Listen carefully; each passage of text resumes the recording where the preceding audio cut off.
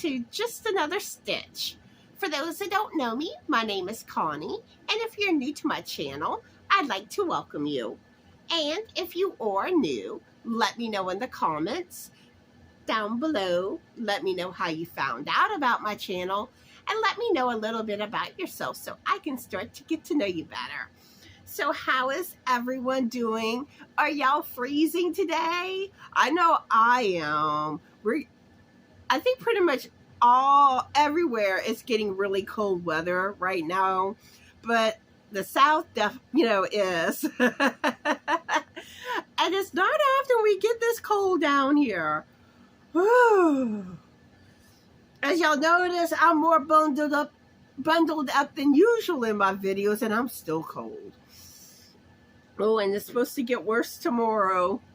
All right, so I think I made some adjustments from the last time I filmed with my new camera. I raised my light higher, so that way whenever I looked up, the light shouldn't reflect into my glasses.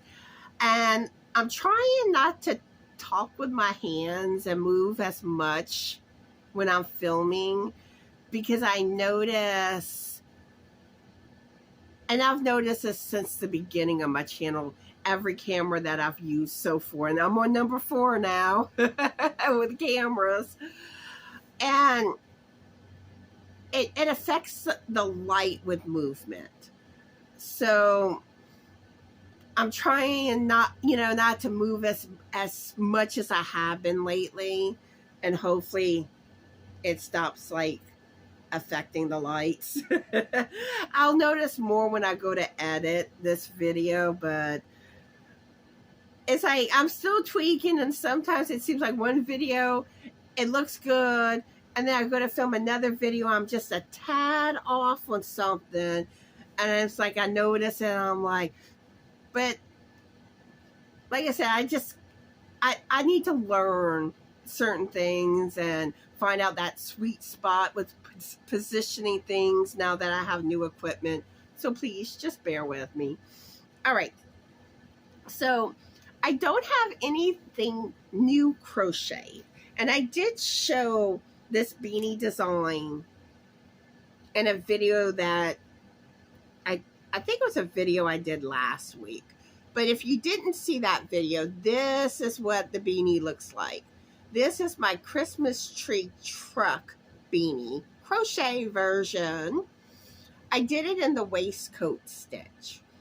And with the waistcoat stitch, if you look at it, it looks like it's knitting because it has that V like a knit stitch.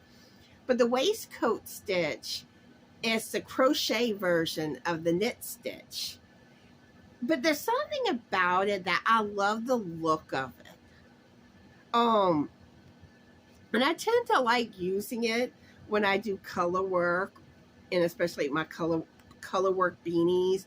I know some of y'all don't like this stitch. And I think I know why. Because this is a stitch that your tension really, really, really matters, because it's basically worked like a single crochet stitch. And I have done a tutorial on this stitch before. I'm probably going to be redoing a better tutorial on it that's clearer, and it should be better quality. So if you're interested in learning this stitch, it's probably going to come pretty soon. I would say probably within the next month, but don't quote me on that. But it is one of the first stitches I'm probably going to cover.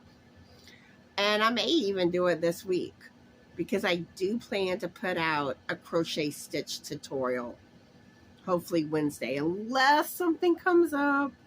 But when you work the waistcoat stitch, instead of going through the center of your stitch like you do in a single crochet, you go into the leg. You go to the left of the center in that leg, and you got to make sure it's in there properly. And it's easy to kind of miss the spot, Because I think sometimes I'm in the spot and then I do this stitch and I'm like, oops, I missed. And another thing, like when it comes to tension, what's important with the tension is the height. You got to kind of raise your hook a little higher when you work the stitch, because you want your stitch a little taller than usual so you can fit your hook through the leg. And I think that's why a lot of people don't like this stitch. But it's really an easy stitch to learn. You know, it's basically almost the same thing as a single crochet. That's the only difference. But tension really, really matters with this stitch. And I'm going to get into kind of the color work tactics on today's video.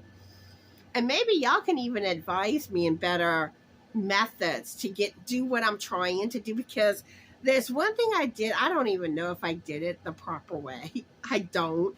But I made it work, you know, like if I did it wrong, you cannot tell by the inside. The only way you can tell is on the inside. And when you're wearing a hat, nobody can see the inside. All right. So the thing is that like normally when I do graphs like this all the way around, I carry my yarns. But I'm using white yarn, and so this was more of an issue where the yarns you carried were showing through the front. And I did not like how it was looking. And I was like, no, no, no, no, no. So if you notice, in between each graph, well, I have end pieces. You see there's nothing being carried in the white part. So I basically did the bobbin method. But bobbin method, from what I know, I don't know if there's a way to truly do it when you're knitting. I'm not knitting, crocheting in the round. Because normally you see it done more in like graph gans where you're crocheting flat. So I had to kind of figure something out. Because when you crochet in the round, you get to the end of the graph and your yarn's on the other side when you come back to that graph. So your yarn is nowhere near where you need it to be. So I kind of had to crochet in the back of the stitches kind of to carry my yarn to get it back. Like I said, I don't know if there's an easier way. And if y'all know of an easier way, please either put it in the comments or email me. But that's how I went about doing it. So, like on the graph itself, I carried like you typically would when you do color work in crochet. So that's kind of the only thing. And if you notice, this made it easier for me because I have, I think, 4 or 5 colors on the same round. The more colors you use, the more complicated color work gets with me. And it's like, I mean, look, there's a lot going on inside. So what I do to keep it from getting tangled, I kind of work on one part of the graph. And you notice how, like right here, this is my bobbin. And it's not cooperating. Hold up. All right. You see, this is like my little miniature ball of yarn, which hopefully is enough yarn to get me completed with the graphs. But if it's not, I just use the magic knot and connect some more red yarn.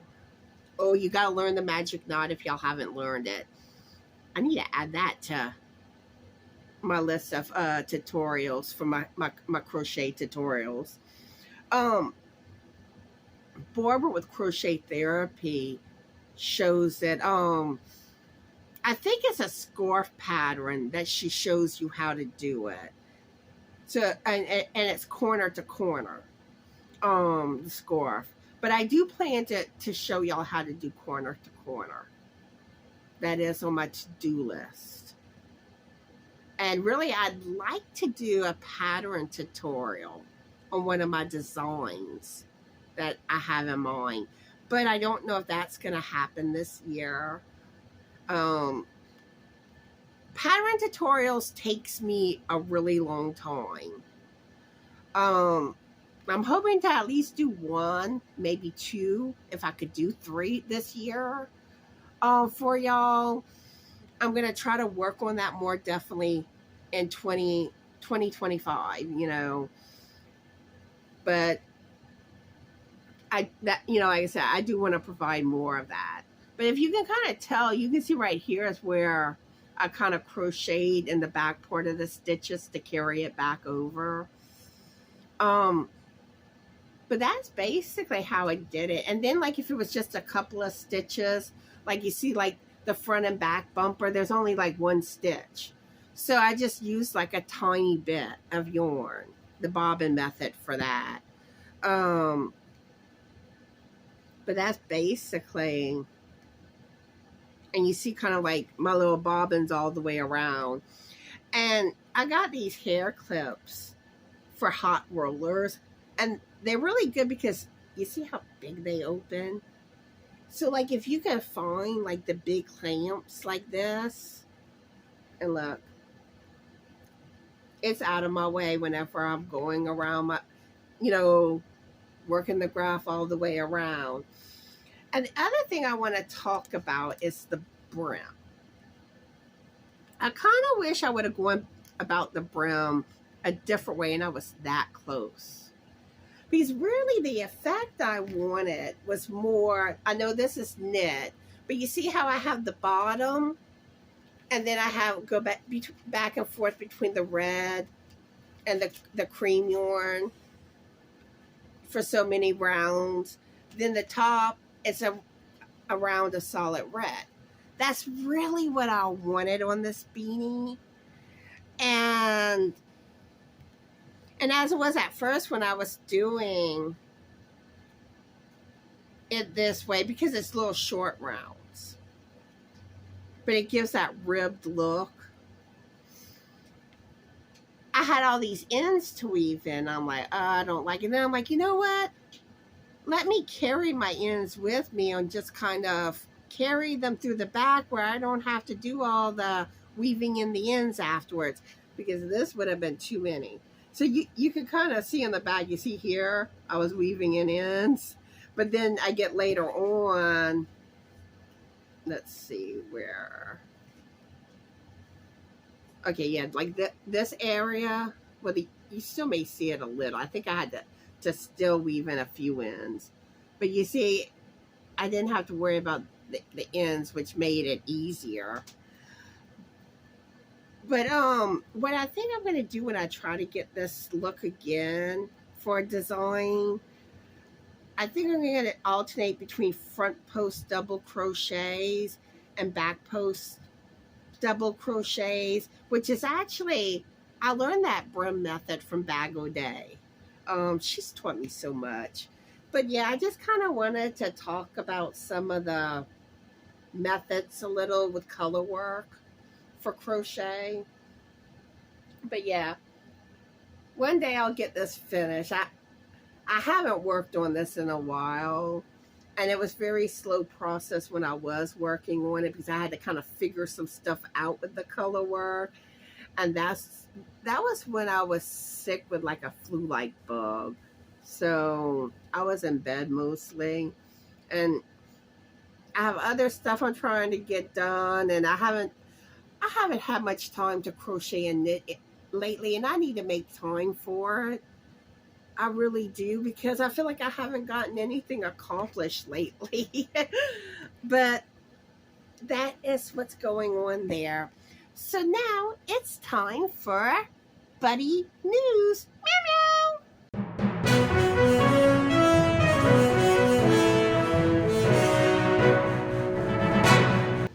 In Buddy News today, oh, poor Bud. He don't like the cold weather. He cold too.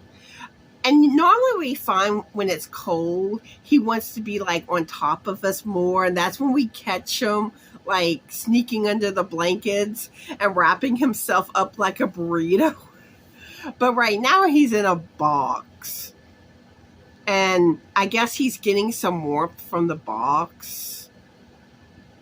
But yeah, my poor baby's cold. So I'm going to talk about some things that Buddy did a few days ago. You know how I mentioned that he's vertically challenged? And Barbara with Crochet Therapy, his previous owner, told me this before I even had, I had Buddy in my house. So I was aware of this, but I really didn't realize just how vertically challenged he was. That boy can't jump. I mean, he can, but he really struggles with it. Because before he makes a jump, he's kind of like trying to figure out how to go about the jump. And in the same day, y'all, okay, poor baby, he goes to jump on his stool that we keep by the screen door. And he loves, getting on it, and sometimes he's sleeping, sometimes he just looks outside.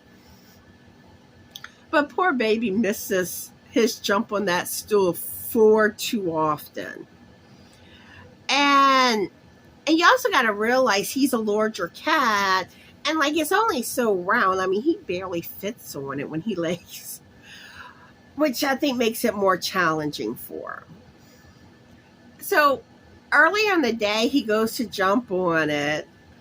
He knocks it over, and the bottom of the screen door kind of caught it from completely falling on the ground. Of course, he runs off scared. And then later,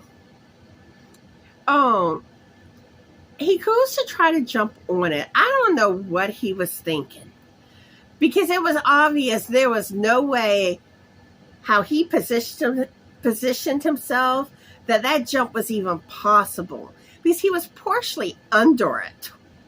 Under the stool trying to make the jump, and it's like, okay, you're trying to jump like that. You can't be under it.